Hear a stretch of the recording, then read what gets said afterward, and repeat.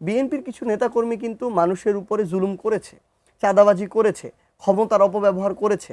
আবার কিছু মানুষ ছিল যে যারা এই জিনিসগুলোকে প্রোটেক্ট করার চেষ্টা করেছে।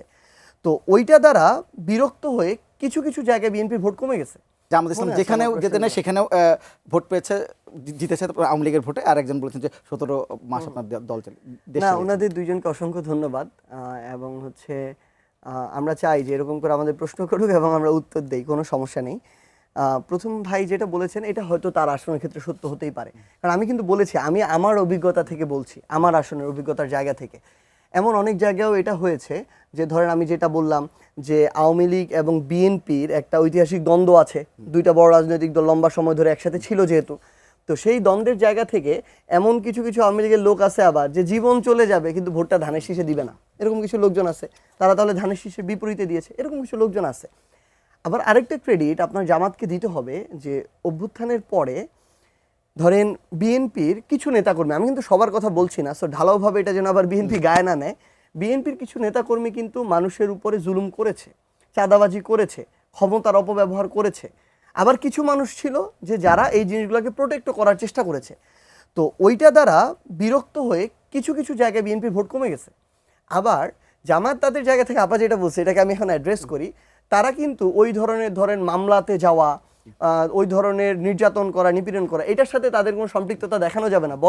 বরং এটা দেখানো যাবে যে তারা 10 কেজি চাল দিয়ে আসছে, তারা প্রয়োজনে 2000 টাকা দিয়ে আসছে, এটা দেখানো যাবে।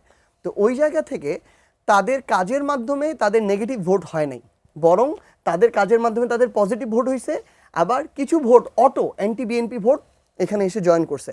তো এটার কারণে বিভিন্ন জায়গায় পার্সপেক্টিভ ডিফারেন্ট, এটা একটা জিনিস। আর আরেকজন ভাই যেটা বললেন, আসলে 17 মাস তো আমরা ক্ষমতায় ছিলাম না, 17 মাস ছিল অন্তর্বর্তীকালীন সরকার ক্ষমতায়।